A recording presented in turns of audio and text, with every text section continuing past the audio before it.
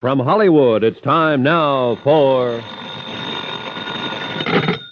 Johnny Dollar. Hi, Johnny. Pat McCracken at Universal Adjustment Bureau. Hiya, Patsy. What's on your mind? Had your fortune told lately? Nope, but I don't think I want to. The last time it came true. Oh, what was it? Well, this Madame Gaga went into a trance or whatever you call it, and... Oh, trance, boys, if you didn't know. Yeah, anyhow, she told me I was going to become an insurance investigator, and I've been stuck with it ever since.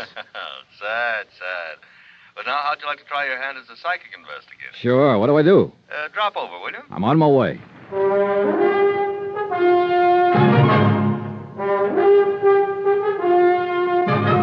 Tonight, and every weekday night, Bob Bailey in the transcribed adventures of the man with the action-packed expense account, America's fabulous freelance insurance investigator... Yours truly, Johnny Dollar.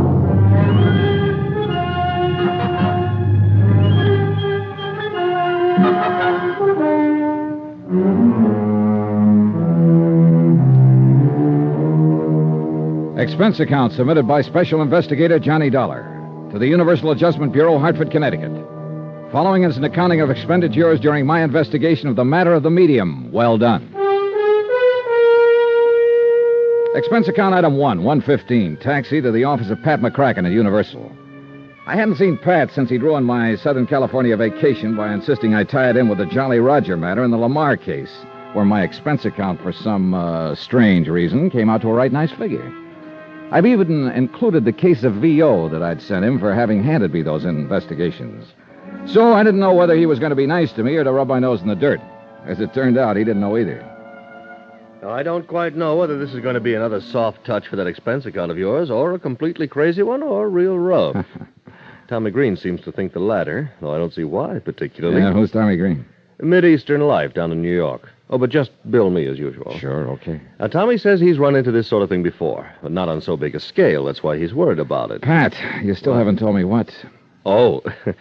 Now, one of his clients happens to be a sweet young thing named Carol Sharp, 26 or 7, beautiful, badly spoiled. Love him that way. What? Nothing. Go on. Yes. She lives alone in a swank penthouse in the East 50s down there in New York. Playgirl. Tommy holds a $110,000 policy on her. Straight life. Beneficiary? Her family, mother, and a couple of kid brothers. No father? No. The others live over in Mauchunk, PA. That's where her father made the dough that keeps her in the penthouse and keeps the others living well in the old family manse. So, what's the problem? Somebody threatening her life? I don't know, Johnny. It depends on what you mean by threatening. She's just requested Tommy to change beneficiaries. What's so unusual about that? Well, one of them is to be a man named Tony Ricardo for $30,000. Oh, so she's fallen for the guy and is making the nice gesture. Maybe. We don't know yet. The other is a so-called medium, Madame Celia something. I've heard it before. Turn the family fortune over to me and I'll get in touch with dear departed Papa. That's what it looks like from here. She's being took. But how could it be any of our business? Well, last time Tommy was requested to change a beneficiary to a medium, his hale and hearty young client suddenly turned up dead. And they pinned it on the medium? Mm-hmm. Apparently this sort of thing goes on quite a bit. So it has Tommy worried, so he asked for you. All right, just what's he want me to do? What do you want to do? Break out the old crystal ball, Pat, and we'll see. Expense account item 2, transportation, Hartford to New York, and the offices of Mid-Eastern, where Tommy Green turned out to be a mild-mannered, thoroughly likable, successful insurance broker. Come in, Mr. Dollar. Glad you could make it. How do, Mr. Green? Sit down, won't you? Thanks. I suppose Pat McCracken's told you what's on my mind. Only that you think one of your clients is being taken for the proverbial sleigh ride by some spiritualist. As you no doubt know, Mr. Dollar, spiritualism is a recognized, well-established religion. Sure, of course. However, as in any other, there are charlatans. And some of these mediums, as they call themselves, take literally millions of dollars every year from people by trickery, by producing weird manifestations that appear to be genuinely supernatural. Tommy, I know what you mean. My own mother took a beating from one of those phonies when I was just a kid. You know, promised messages from father after he died, and at $25 a try. Wow. No wonder you're suspicious of them. And especially of one Madame Celia Morgana. Have you seen this, madam? No, but I believe you'd better. Mm-hmm. Have you changed, what's her name, Carol Sharp's policy yet? No, but I'm afraid I can't stall her much longer. And you're afraid that once you do change it, Carol ain't going to be long for this world, huh? It's happened before, Dollar. Yeah. Well, I can't just barge in on this Madame Morgana, announce that I'm an insurance investigator, and then another... Hey, wait a minute. What's the name of this other beneficiary? Tony Ricardo. Yeah, who is he? All I know is what Carol's told me. Love affair? Yeah, he sounds like a playboy. They do a lot of nightclubbing together. Money? I don't know. Family? I don't know that either. But he's in for 30 of the 110,000 if anything happens to her. If we change the policy. How are you going to start? Well, if this Carol Sharp is all Pat McCracken says she is, this case could have a very pleasant beginning. I stuck around with Tommy Green long enough to listen to him verify what Pat had said about Carol's family, wealth, etc. Take a look at a snapshot of her and get her address. Item 3180, taxi to the Bell Towers at 614 East 52nd Street. A magnificent modern apartment hotel at the edge of the East River. Real swank. The place even had its own private docks with several well-kept cruisers tied up and even a small seaplane. Pat, I warn you, this expense account ain't going to be small. Yes, may I help you, sir? Yes, you can. I'd like a small apartment for a few days. Are you alone, sir? Yes. Well, we still have a small 5-room penthouse suite for $1,500 a month. Huh?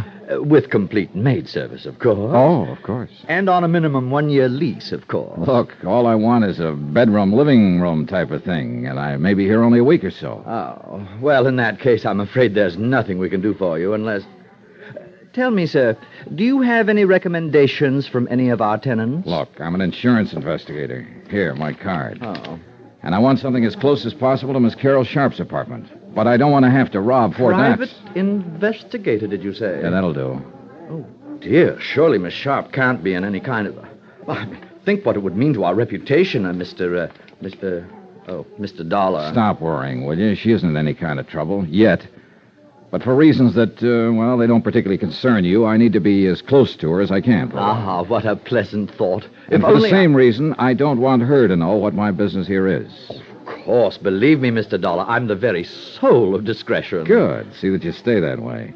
Now, have you got a room or two for me? Oh, let me see. Now, she's in penthouse A on floor 12. There is a 2-room on 10, very nice, at $325 a week. With complete service, of course. Okay, I'll take it. Very well. Just sign this card, please. And, oh, dear, I'm afraid I must have a week in advance. Oh, sure. What's a measly $325? When the 2 bellboys who carried up my 2 bags at $1 apiece settled me in 1013, I must admit the place looked almost worth a tab. Tastefully furnished, spit and polished clean, and with a plate glass panorama view of the bustling East River. Yeah, I wish for a moment that I could afford this sort of lodging. First thing I did was telephone to an old pal. Detective Division, Sergeant Singer. Hey, look, Sarge. I need a rundown on a dirty crook. Who's speaking, please? He's going around acting like an insurance stick, but he's a crook. Oh, what's his name? Dollar, Johnny Dollar. And I tell you, that punk is as crooked as they Don't go come. any further. We know all about him. We got word here in New York that we'll put a stakeout on him the minute we spot his hideout. That copper I can give you. Good, Johnny. Just where you staying? Hi, you old reprobate. I'm at the Towers, East 52nd. The town? Expense account, huh? How'd you guess? I want to see you. In exactly 21 minutes, I'll punch the time clock and be over. Room 1013. Right. Oh, and be sure it's with soda. Easy, boy. Give you any encouragement, you'll want to name the brand of scotch. Item 4, 1220. 1 bottle of scotch and setups for 2. Good, Johnny. Knew her from when I was doing a nightclub beat. And she's lived in town for quite a while, huh? Yeah, a couple of years at least. How much do you know about her, Randy? Not much. She's loaded. Throws her money around like it's confetti. Yeah, I figured that when I found her staying here. Father left it to her. Coal miner, wasn't he? Owned a big colliery in Frankville, Pennsylvania, somewhere near Mockchunk. Well, it must have paid off good in the old days. But tell me, what's... you want to give me a refill? Yeah, sure. Ever hear of a Madame Celia Morgana? Ha! I've chased that blousy old phony from one end of the island to the other.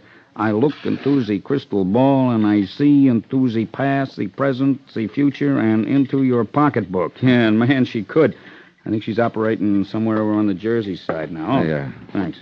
But she's still operating. Operating with real class. Last time we picked her up and kicked her out. How do you mean? Nice apartment over here on the east side. Classy clientele. Mm. Say, is Carol Sharp hooked by her? Appears so. Just how does she work? Well, the usual way the phonies do. Goes into a trance, writhes around like a seasick rattlesnake, then gives with the voices. Voices? You know, speaks with the tongues of the departed. Hey, look, where's the money angle in this thing? Well, she makes like the trances cause her great agony of body and mind. Starts with the pitch about doctor bills, and the more clients can afford, the more they pay. And they don't get wise? Yeah, she's smart. Works it like a serial story, you know. Continued next week? No, I don't know. Brief me. Well, at each seance, she tells them just enough to whet their appetite for more. Leads right up to the next hot bit of information, has them hanging on every word, then bingo, the trance is over. Oh. However, if you come back next week when I recover my strength. So they pay her off and they're back a week later to play games with her again. I don't know. Seems pretty obvious to me. Well, that's because you've never attended a seance run by an artist at it. Hey, why don't you? I think I will. I'll see what I can dig up for you. You mean there are still some going on around town? Some. Dozens, hundreds probably. Kick them out of one place, they move to another, unless you can tie a serious rap on them. Which reminds me, Tommy Green told me... Yeah, handled that one myself from Madame Gabor Chernarsky. Got a sweet old man to sign over his fortune, and had him knocked off. Oh, that's a dirty racket. Yeah, religion, science, the professions, they all leave an open door to the racketeers, I guess. Okay, set up a seance for me, Randy. And meantime... Yeah? Run me a make on Tony Ricardo, will you? Ricardo? Yeah, he's the other one Carol Sharp wants to name as a beneficiary. Besides the medium? Yeah. Beneficiary of a whopping big life policy. Okay, good, Johnny. I'll call you later. While I took my time showering and changing clothes, I racked my brain trying to cook up a smooth way to meet Carol Sharp. Under no circumstances did I want her to suspect the reason behind my interest in her, at least not for the present. Requisite number one, then, meet the gal. I was just tying my tie when the phone rang. Johnny Dollar. Randy, Johnny. Oh, hi, Rand. Set up a date with a medium? Yeah, for tonight, but that's not what I'm calling about. Johnny, I could write a book for you. Huh? On Tony Ricardo, and I don't think you'd like it. You seen him yet? No, but I will as soon as I can locate him. Well, if he finds out what you're working on, he'll locate you. Fine. Yeah, just be sure you see him first, and that you're carrying a gun. Thanks, Randy.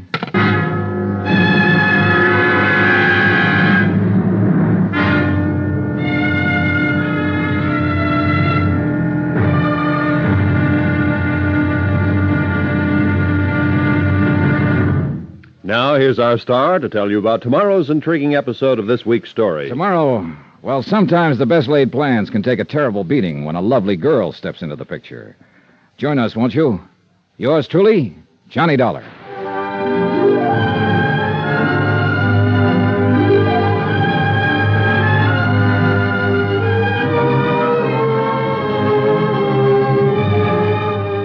Yours truly, Johnny Dollar, starring Bob Bailey, is transcribed in Hollywood.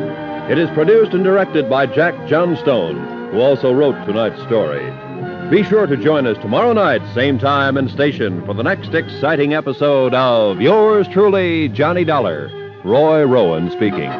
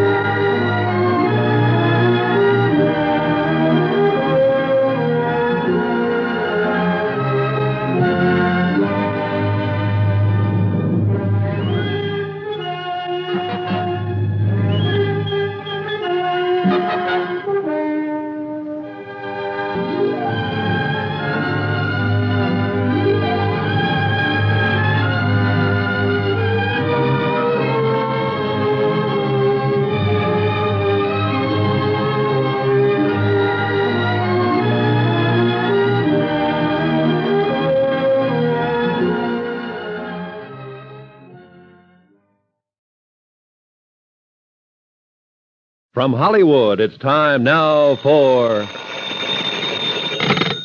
Johnny Dollar. Randy Singer at headquarters, Johnny. Oh, hi. More information on Tony Ricardo? Only what I told you before. Look out for him. Randy, that doesn't sound like anybody that a gal like Carol Sharp would be associated with. Who knows? For a cut of her money, most anybody'd be willing to act like a nice old coot. Till he got his hands on it. Yeah, I know what you mean. But now I thought you were going to set up a séance for me. Or couldn't you find a crystal ball? I'm working on it. I'll call you. Yeah, do that.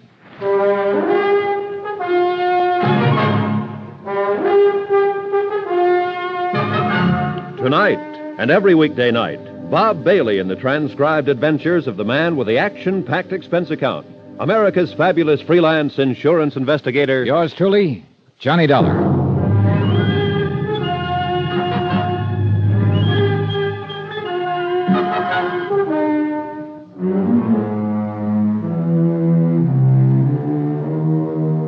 Expense account submitted by Special Investigator Johnny Dollar, location New York City, to the Universal Adjustment Bureau, Hartford, Connecticut.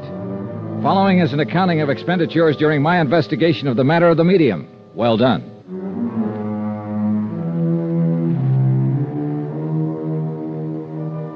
Three people to look up immediately.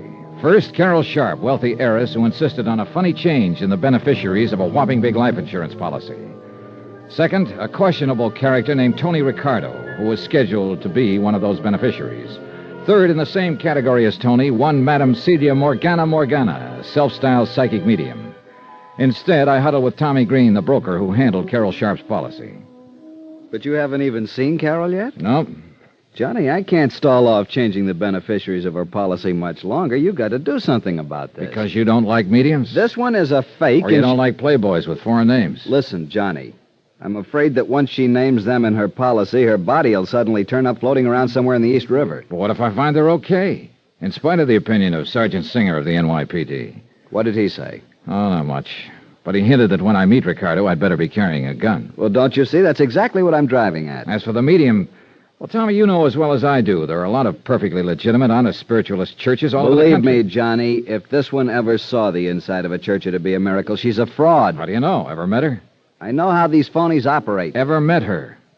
No, I haven't. I haven't the least idea where to look for her. That's why I sent for you. But you haven't even seen Carol yet. Now, look. Tommy, I've taken a place in her apartment hotel, the Bell Towers. Oh, you expense account boys. And I'll meet her as soon as I can, in my own way. Meanwhile, I want you to do something for me. It'll help to get things moving, anything. Find out some more about the beneficiary she wants to cut off. Her mother and two brothers out in Mauchunk, Pennsylvania. Find out how they're doing financially, among other things. How, Johnny? Hire another investigator? I take it that you don't want them to know about it. Well, why don't you cook up some kind of a news item about Carol, the local girl in the big city, and phone it in to the local newspaper editor. Those small-town papers love that sort of stuff, and the editor will probably talk his head off about the family if you encourage him a bit. What kind of a news item? Oh, anything that's harmless. Sounds like something you'd be better at than I am. Tommy, I've got other things to do. Plenty. Armed with the snapshot of Carol, I took a cab to the Bell Towers. And I hoped that somehow, and without making it too corny or obvious, I could figure a way to get next to Carol Sharp. As it turned out, it was both corny and successful. You see, the automatic elevator in the towers is a slow one. Will you push the button for 12, please? Oh, surely, miss. I'm only going to the... What's the matter? Huh? Oh, I'm sorry. Here, I'll push No, it. no. I beg your pardon. I'm sorry, but I can't believe this. Unless I'm psychic. Oh, now, look, mister, this city is too big and sophisticated for...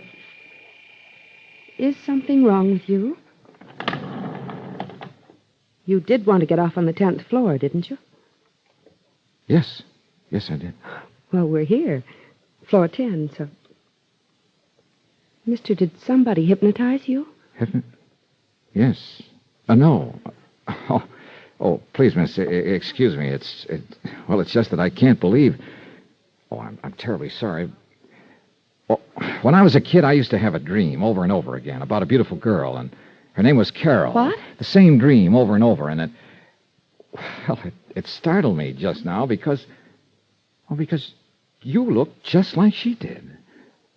Oh, but it's all nonsense, and I know it, and I apologize. Carol, did you say? Yes, but it was just a dream, and probably I just imagined that you resemble her, and I'm terribly sorry. I know what this must look like to you.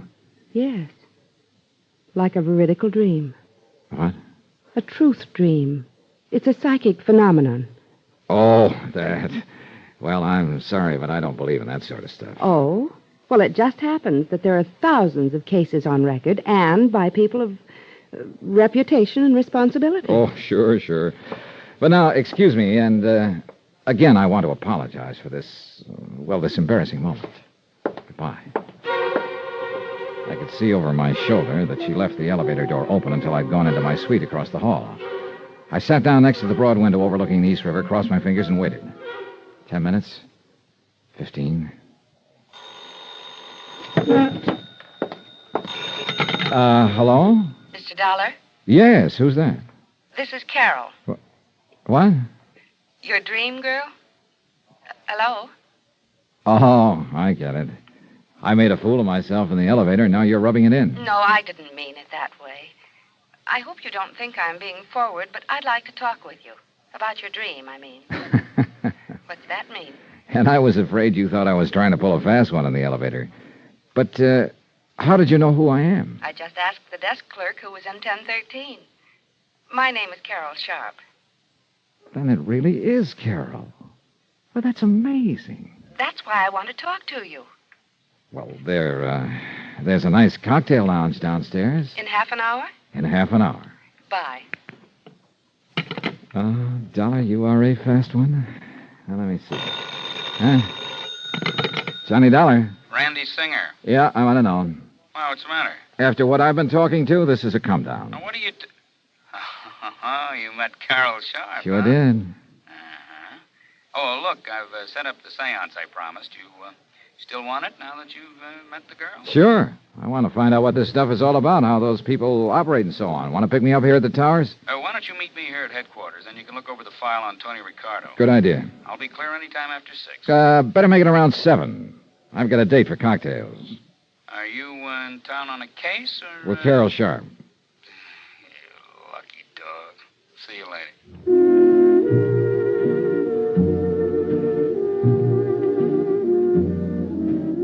To say that Carol looked like a vision when she swept into the cocktail lounge would have been a gross understatement. Her light blue cocktail gown was probably from Hattie Carnegie, but its lines were simple in the extreme, and it only served to accentuate the fresh, lithe figure and the natural beauty of the girl. Her blonde hair was drawn back tightly, and a silver blooming stole was draped carelessly over her shoulder.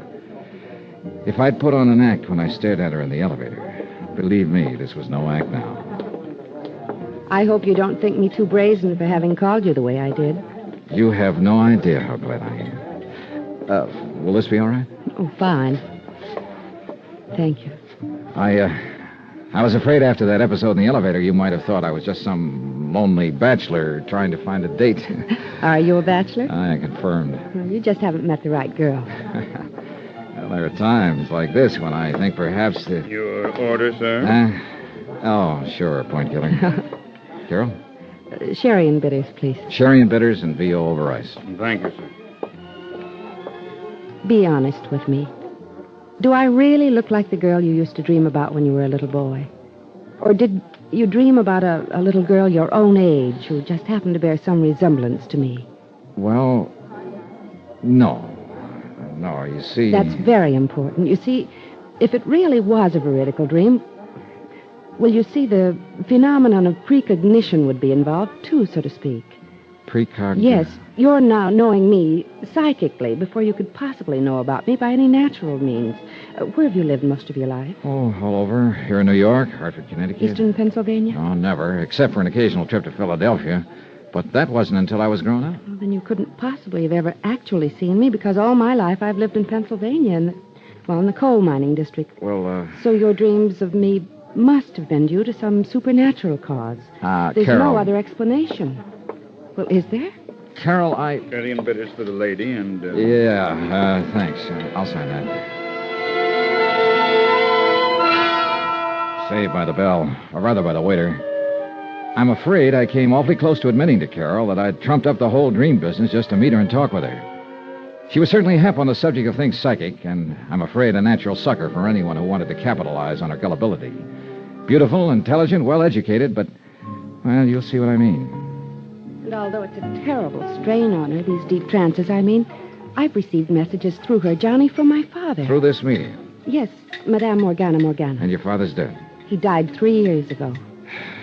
Carol, are you sure about those messages? Yes, Johnny, I'm sure. That's why I want you to go and see. See these things for yourself, will you? Will you go to her with me? Now, don't swing at me, but at this point, I think I'd go anywhere with you. Johnny, I'm serious. I want to tell her about you anyway, and the veridical dreams. Well, all right. When? I'll call her tonight, and perhaps we can see her tomorrow night, all right? Yeah. Carol, I don't want to seem suspicious, but, Yes? don't tell her anything about me, except that you're bringing me along. Oh, no. No, of course not. She wouldn't let me anyway. That's the way the fraudulent mediums work. Oh? There are frauds among them? Oh, plenty of them. You know, they get the information from some mutual friend and pretend they're getting it from a supernatural source. And she doesn't. I'm sure of it. So far, so good. I'd met Carol Sharp. I'd convinced her in a snide sort of way that I was intrigued with this psychic phenomena business. I was well on the way to meeting the medium who had sparked this whole case. And later tonight, thanks to Sergeant Randy Singer of the NYPD, I'd attend a séance calculated to be my first step in finding out how the phonies in the racket impress their customers. There was just one more person to meet, Tony Ricardo, whom Carol wanted to name, along with the medium, as beneficiary of her big insurance policy. By the time Carol and I finished cocktails, I was sorry I'd made any plans for the evening. But I was already late for my meeting with Randy at headquarters. I took Carol back to her penthouse and then dropped into my own suite to pick up a topcoat. Somebody had shoved a note under my door.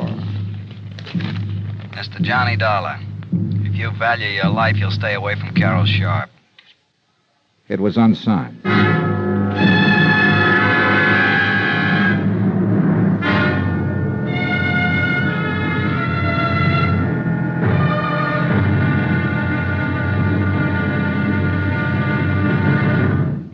Now, here's our star to tell you about tomorrow's intriguing episode of this week's story. Tomorrow, I find out a thing or two about a killer and about a medium not so well done.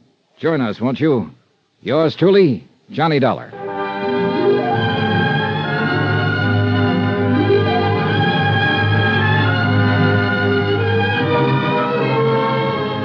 Yours truly, Johnny Dollar, starring Bob Bailey, is transcribed in Hollywood. It is produced and directed by Jack Johnstone, who also wrote tonight's story. Be sure to join us tomorrow night, same time and station, for the next exciting episode of Yours truly, Johnny Dollar. Roy Rowan speaking.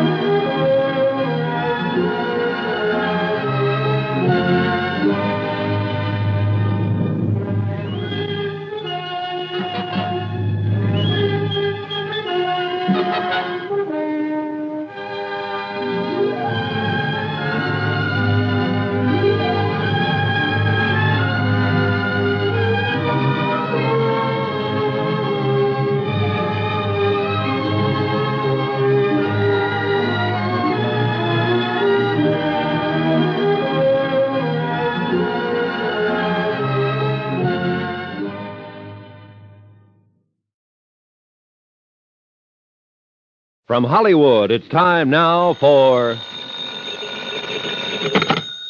Johnny Dollar. This is Tony Ricardo. Oh, I've been hoping to get in touch with Did you receive my note? Was that your polite threat to kill me if I don't leave Carol Sharp alone? Yeah, I received it. And I have a sneaking suspicion the police department might be interested in No. it. Oh, please, I guess I acted a bit hastily. Perhaps you let me talk to you. You want to take the threat back? That still stands.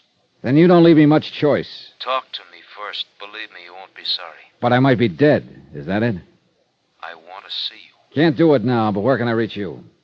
Sunrise 3, 9970. Okay. Meantime, don't get trigger happy.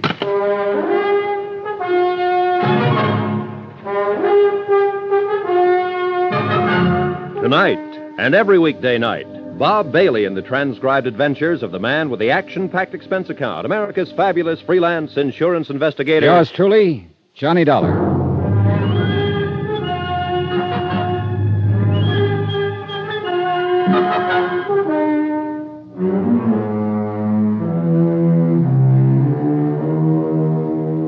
Expense account submitted by Special Investigator Johnny Dollar, location New York City, to the Universal Adjustment Bureau, Hartford, Connecticut.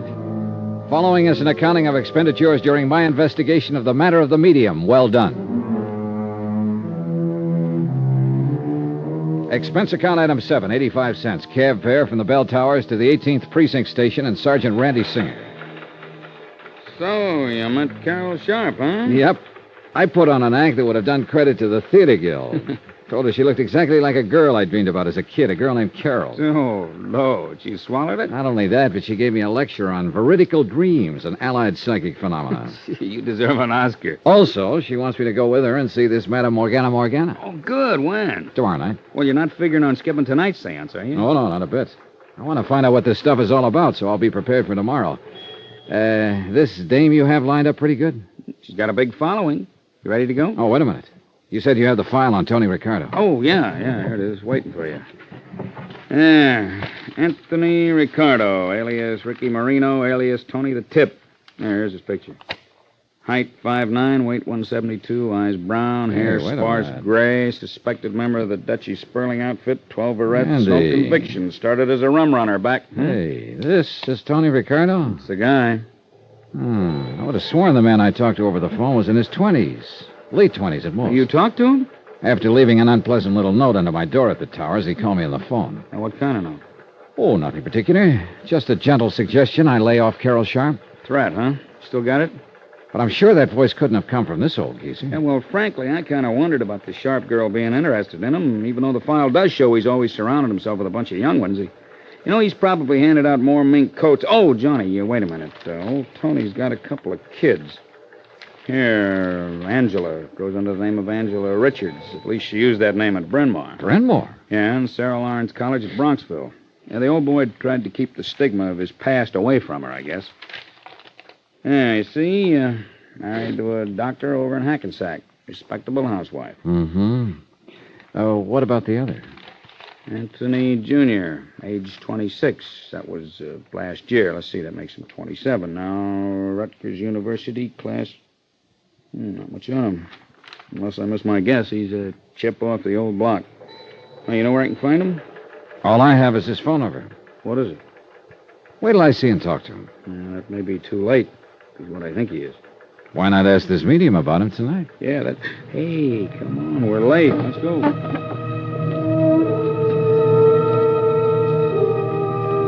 Item 8, $1.20, cab to an old brownstone house somewhere over in the West 40s, way west, in a district that had seen better days. We were greeted at the door by a tall, gray-haired old gentleman dressed in black, except for his white gloves, that somehow reminded me of a pallbearer. Come in, Mr. Singer and Mr. Dollar. Clarabelle is about to begin. Psychometry is the mood this evening. Follow, please.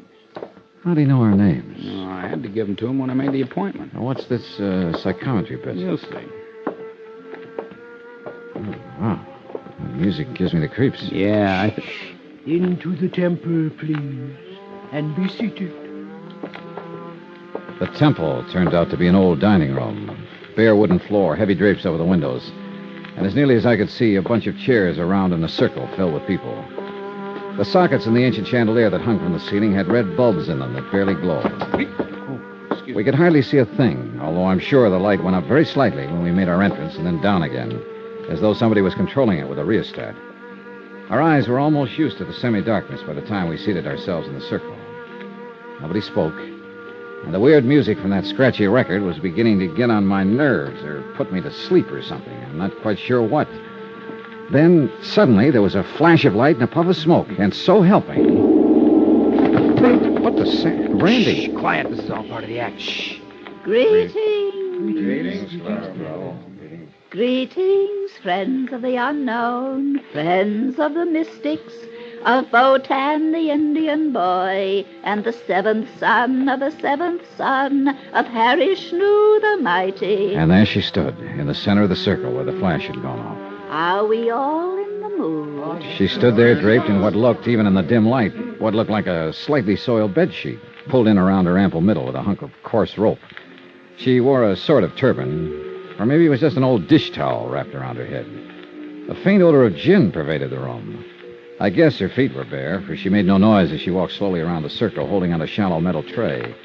Taking a collection so soon, I wondered? Each of you place upon the tray some object very close to you, something you have had a long time that has become a part of you. Huh? Shh, you'll get it back. And if the spirits are with us, and there are no dissenting minds among us, if Botan, the Indian boy from the world beyond, is willing to act as our control, we shall learn many strange things this night. Place something close to you upon the tray. Will this watch be all right? You must not speak, but keep the mood. Keep the mood. Are we all in the mood? Yes, sir. And now, dear friends, while I meditate and establish contact with the spirit world, Hemingway will pass among you for the tiny assurance that you join us in all sincerity. Now join hands to create the flux that will join our thoughts and minds and hearts and open the doors to enlightenment for all of us. $5. Botan, are you with us tonight? $5, please. Botan, will you answer us? $5. Are you with us now? Is that Botan that answers our call, or the little sister Hyacinth?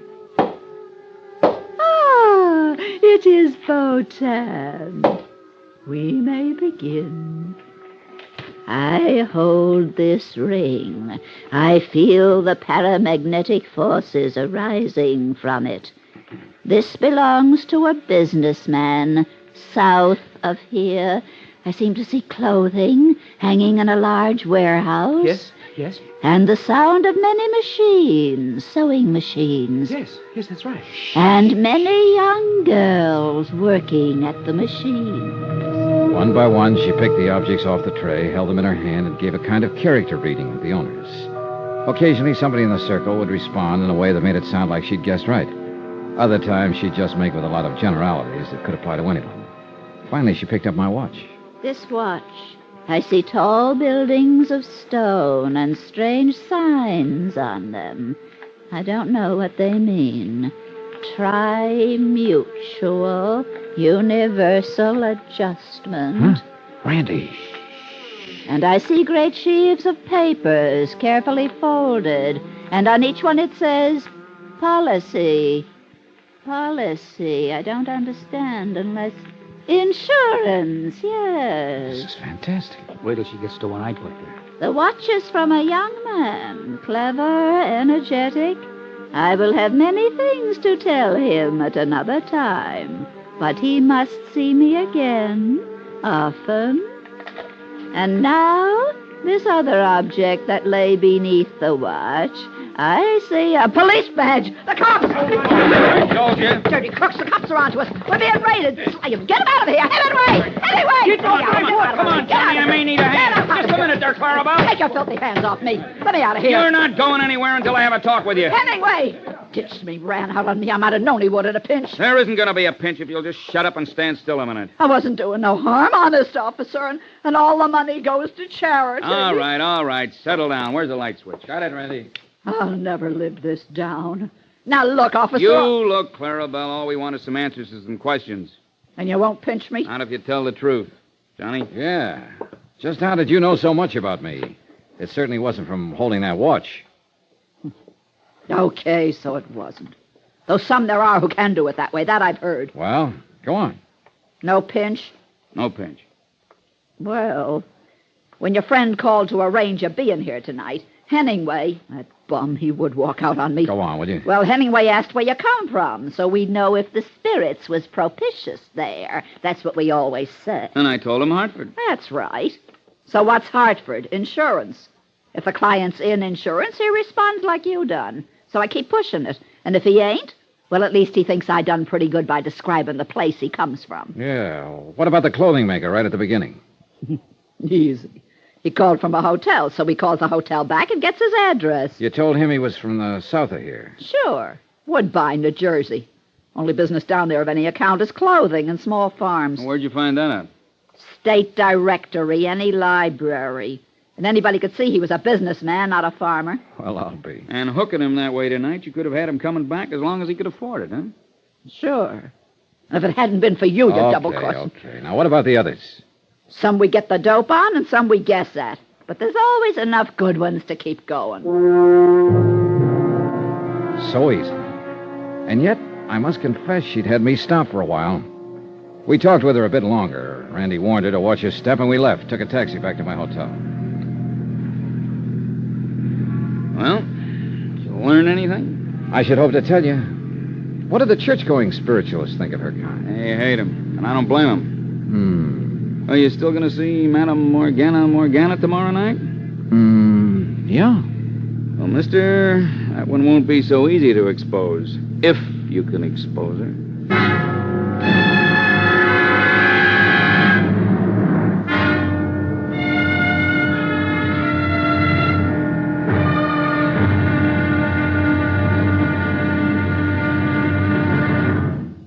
Now, here's our star to tell you about tomorrow's intriguing episode of this week's story. Tomorrow, the medium well done appears. Join us, won't you? Yours truly, Johnny Dollar.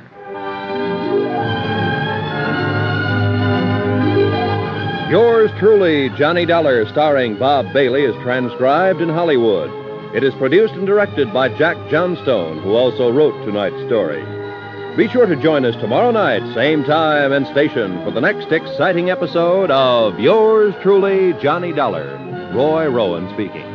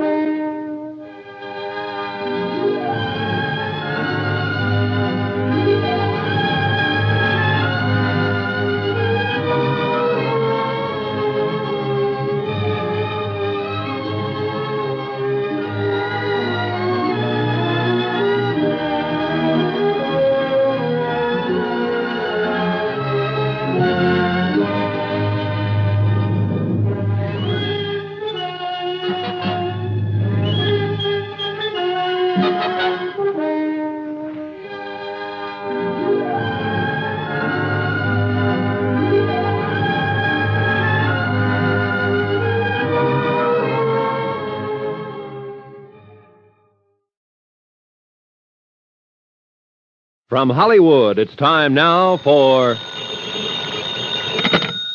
Johnny Dollar. This is Carol, Johnny. Oh, hello, Carol. I've made the arrangements for us to go to the séance tonight with Madame Morgana. Good. What time? 8 o'clock. only it's across the river in New Jersey. Will you have dinner with me? I'd love to. But we'd better make it pretty early. Pick you up in your penthouse at 6? I'll be waiting, Johnny.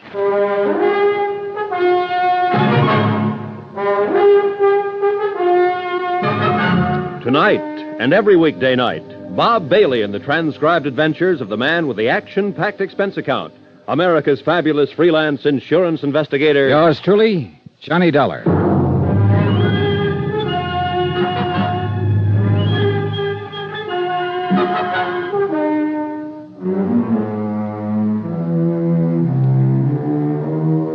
Expense account submitted by Special Investigator Johnny Dollar, location New York City.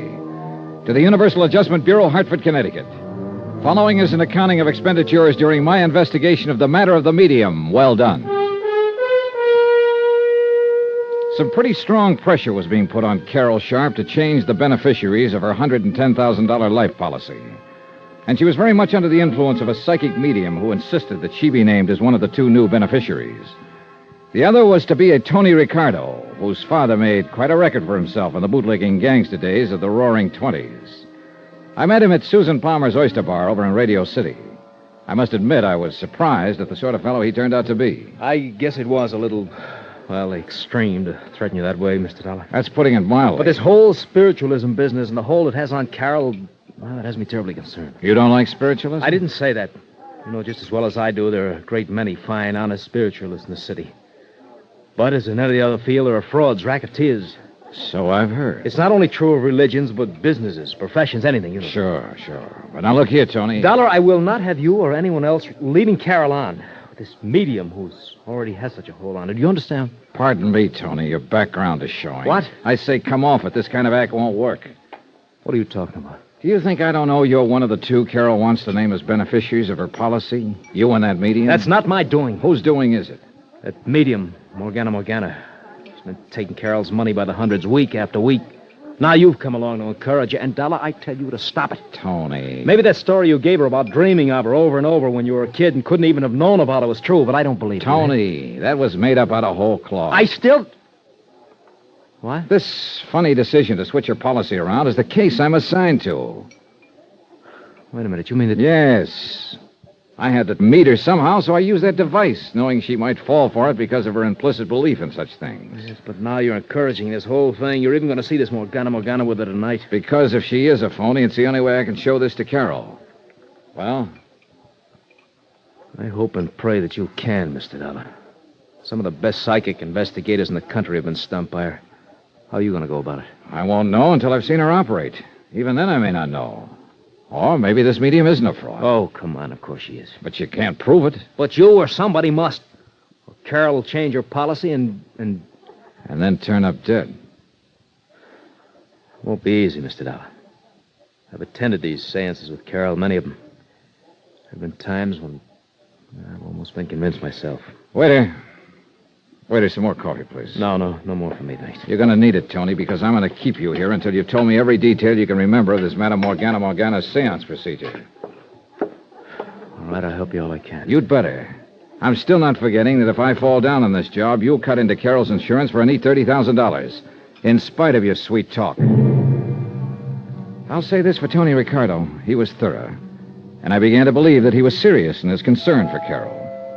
Item 12, 10 cents, one fold call to Tommy Green. No, Johnny, no trouble at all in getting the rundown on Carol's family that you asked for. Keep talking. Apparently they're doing all right there in Mauchunk, PA.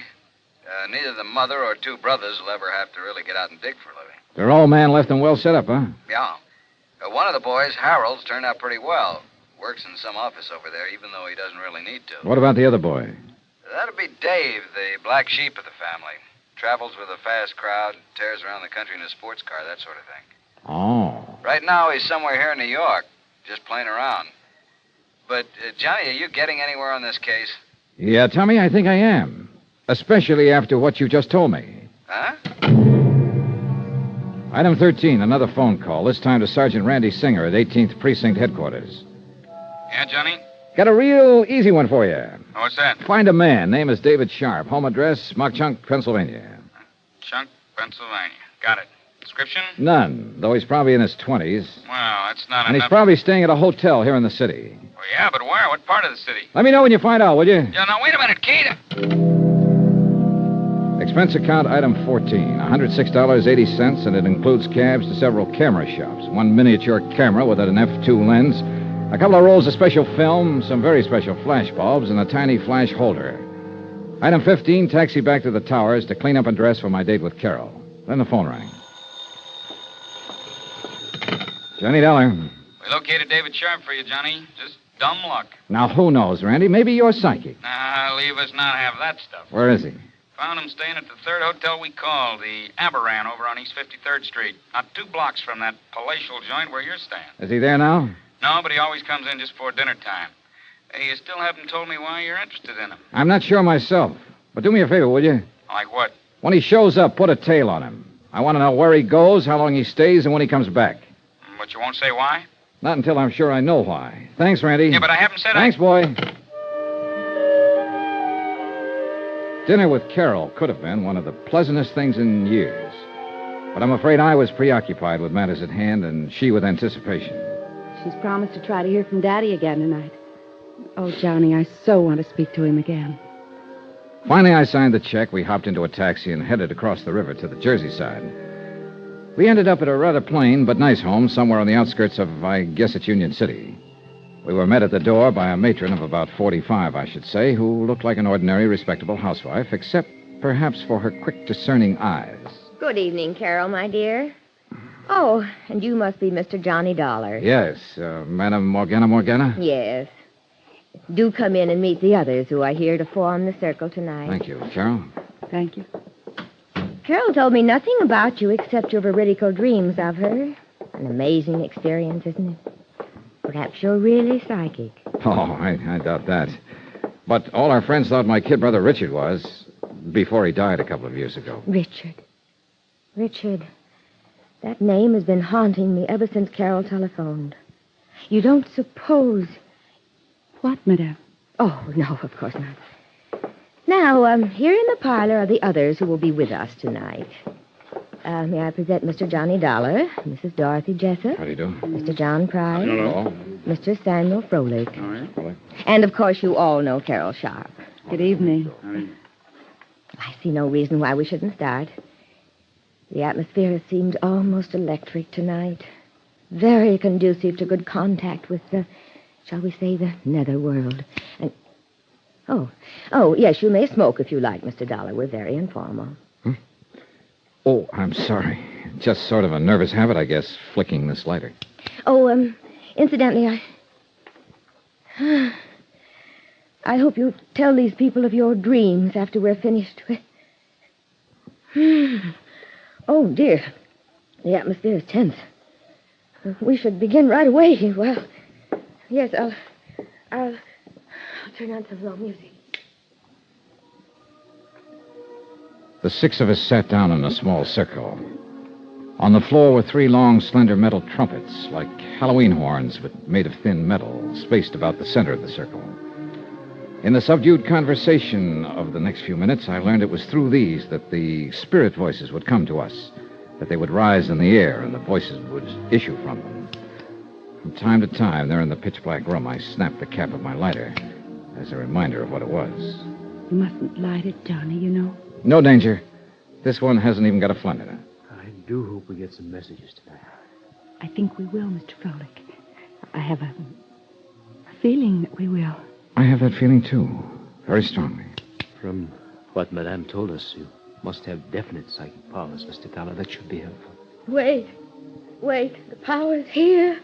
I feel it. Almost as though she were suffering Come physical to us. pain. We are ready. The medium sighed and gasped. And we waited and waited. It's hard to describe the tension that comes of waiting that way in a completely darkened room. And it's easy to see how well the imagination can work, the powers of suggestion. There was a slight sound. One of the trumpets. I heard it move. Yes, so did I. That means that they are with us. It seemed to move toward you, Carol. I hope so. Yes, I can feel it in the air near me. Father? Father? Carol. Oh, Father, can you speak to me? There's so many things I wish to ask you. Yes, dear. Yes. It may not sound like much to tell, but believe me, this was impressive. The death-like silence broken only by the faint voice from the trumpet, the whispered questions by Carol, an occasional sigh from the medium, and the shudder of my special little camera, which I hope sounded enough like my lighter had sounded. Yes, Carol. Always do the things I tell you to. You're a good girl, my darling. And you give me great happiness in this lonely, Father? Father? Goodbye, my... Goodbye. Oh, Johnny, do you see? Do you see? Because only he and I know the things we talked about. Wait. I feel the trumpet is still near us, and perhaps... John. Mr. Dollar's for you. Yes? Richard? Yes, John. Dick. I've waited so long to speak to you. Dick. My brother. The brief conversation I carried on with my dead brother Richard was amazing. Of things in my childhood that I thought nobody else even knew about. Personal, intimate things that could only be known to a brother or someone equally close. It was fantastic, amazing, awe-inspiring. Except for one thing. I never had a brother. I didn't tell this to anyone. I played it straight and even stayed around and discussed my trumped-up dreams after the seance. But I needed proof, and I couldn't wait to get back to New York to the police lab where I could develop the infrared film in my little camera.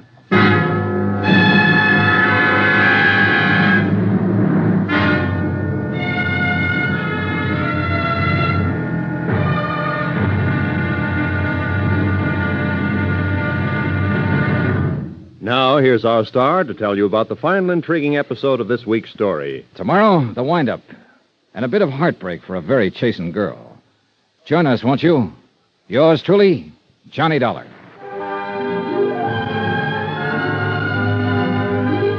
Yours truly, Johnny Dollar, starring Bob Bailey, is transcribed in Hollywood. It is produced and directed by Jack Johnstone, who also wrote tonight's story. Be sure to join us tomorrow night, same time and station, for the next exciting episode of Yours truly, Johnny Dollar. Roy Rowan speaking.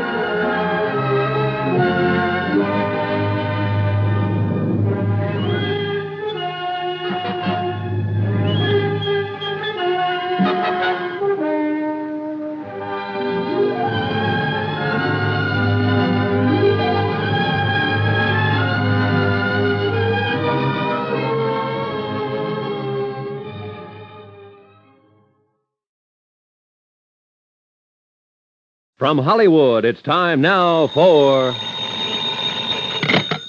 Johnny Dollar. Good morning, Johnny. This is Carol. Oh, hi, Carol. Sleep well? Johnny, you were so quiet on the way back from the seance last night. I hope it's because Madame Morgana convinced you of her powers as a medium. How much did you pay her for that seance, Carol? $100. $100? Want to meet me in the coffee shop downstairs for breakfast? I'd love to. 15 minutes? 15 minutes. Goodbye. Oh, and weren't you thrilled to hear the voice of your dead brother again? Yeah. Bye. Except that I never had a brother.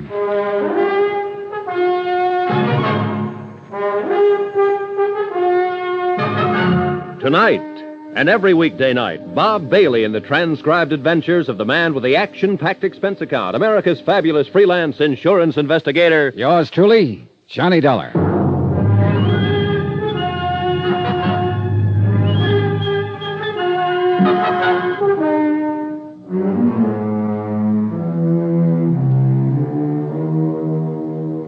Expense account submitted by Special Investigator Johnny Dollar, location New York City. To the Universal Adjustment Bureau, Hartford, Connecticut. Following is an accounting of expenses during my investigation of the matter of the medium. Well done. Expense account item 18, 10 cents, phone call to Carol Sharp. Item 19, 10 cents, phone call to Sergeant Randy Singer. Hey, I thought you were coming down here to headquarters this a.m. It's nearly 10 o'clock. Soon as I've had some breakfast, your lab get those films developed for me? They're working on them right now. And did you put a tail on David Sharp? Carol's brother? Yeah. I suppose you know he was over there in the neighborhood of that séance over in Jersey last night. I would have bet on it. Didn't you see him there? No. Oh, that's funny. Just keep that tail on him. See you later.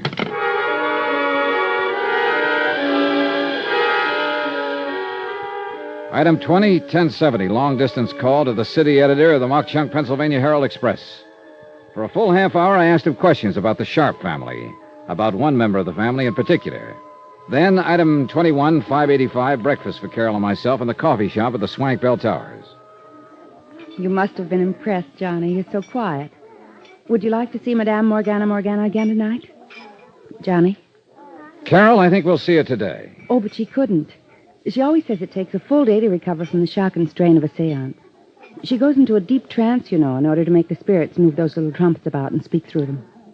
Listen, Carol. Yes? You have a brother, David. Oh, David. Why do you say it that way? He's not really a brother. He was just sort of taken in by Mother when his parents died. I'd rather not speak of him, Johnny. The black sheep of the family, huh? Mother insisted on taking care of him. He was only 12 or 13. I've forgotten. Father didn't want to, but he permitted it. Why didn't he want to? Because David's father had been a criminal, and his father before him. Even David's mother was...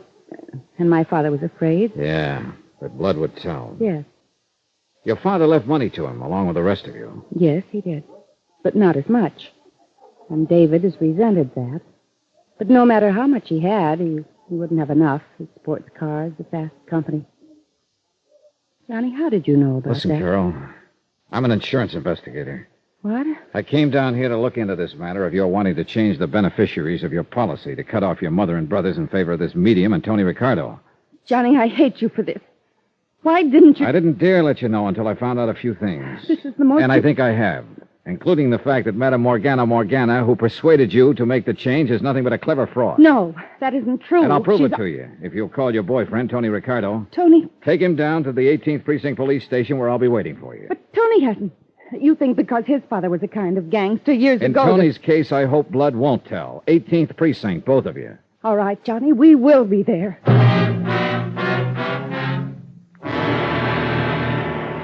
Hey, Johnny, the picture you took last night. Oh, thanks, Randy.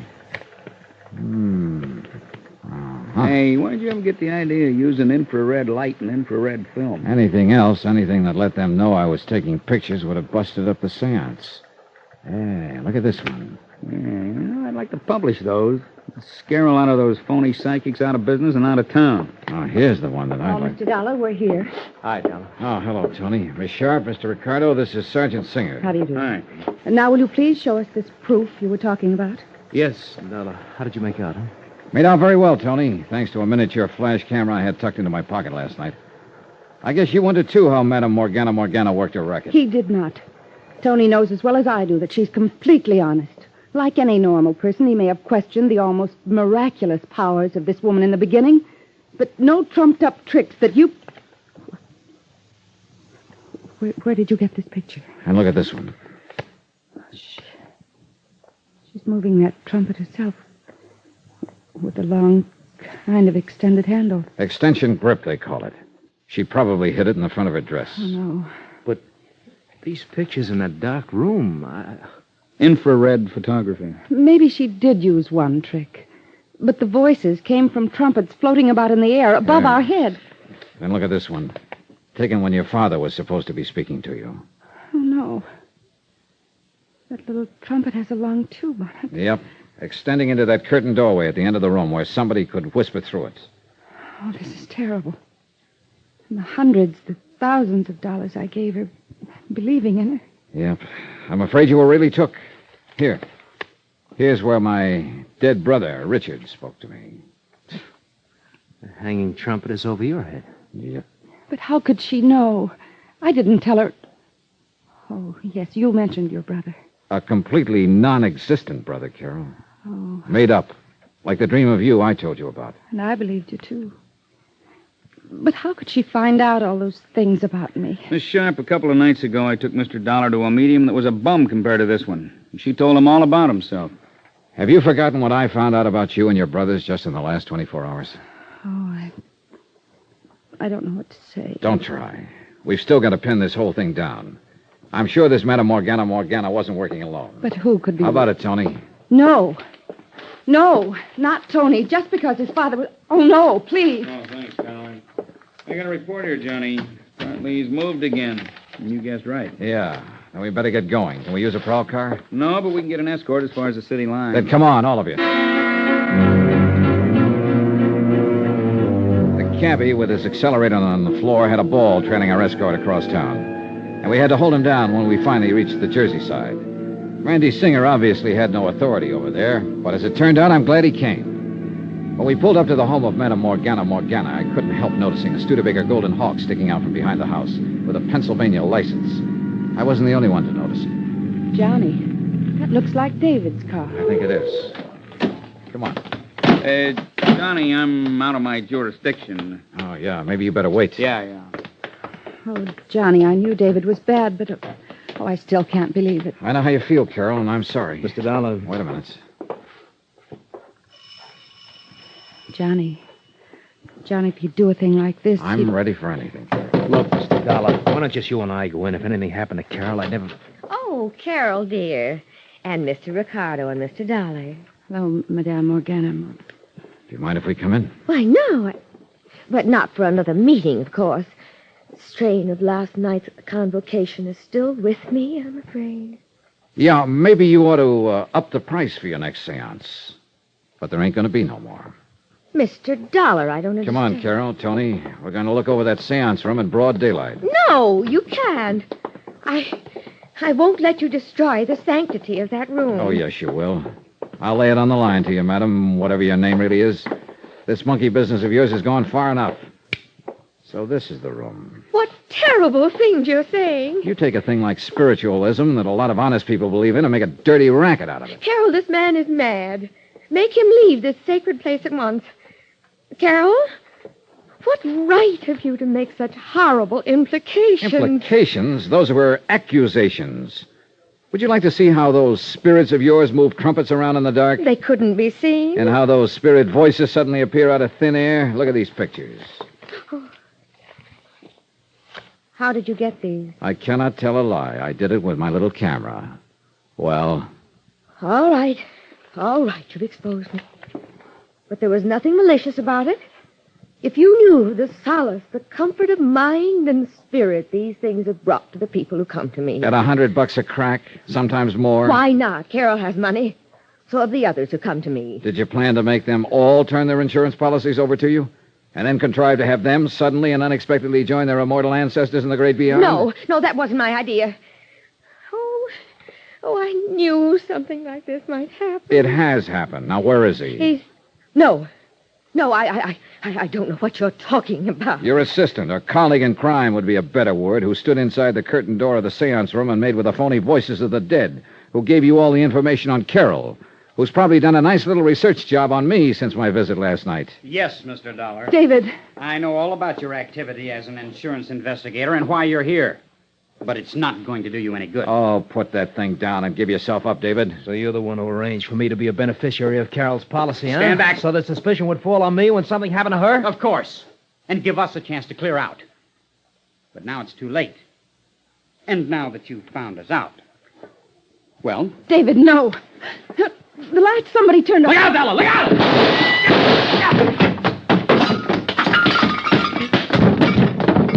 Are you dirty? Pull a gun on me, will you? Easy, easy, Johnny. Control yourself. I'll knock you. Randy. You'll just get up off my chair. Here, the lights. But, David. When I flicked off the lights, Tony here made a dive for him. Here he is, wrapped up in the corner there. Yeah, I've got his gun. Ooh, you got a mean left there, Johnny. Oh, I'm sorry, Randy, but... See, I thought this was out of your jurisdiction. I get curious about comparing your lousy photography with the room itself, Johnny, so I sneaked in the back door. When I saw what was going on, I lost my head, I guess. All right, Dave. Up on your feet. Oh, Johnny. Easy, Carol. Better get her out of here, Tony. Yeah, sure. And remember that crack about blood will tell? Well, I think you can prove to her that in your case, at least, whoever said it was all wet. Well, what happens to David Sharp and Madame Morgana will be up to the courts. It's a cinch she's out of the ghost racket for a while. A long while. And, of course, Carol did make a change in her policy to cut off David. Expense account, item 20-something, cab back to New York, hotel bill, and fare back to Hartford, $417.35. Expense account total, $892.90. Oh, and if you don't mind, I'll hang on to that tricky little camera and stuff in case I run into another medium well done. Yours truly, Johnny Dollar.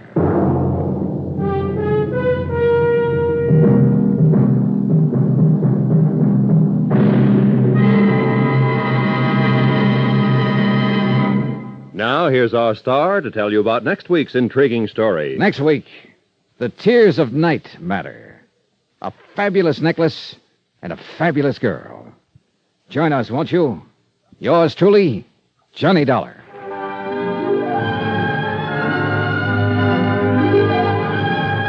Yours truly, Johnny Dollar, starring Bob Bailey, is transcribed in Hollywood. It is produced and directed by Jack Johnstone, who also wrote this week's story.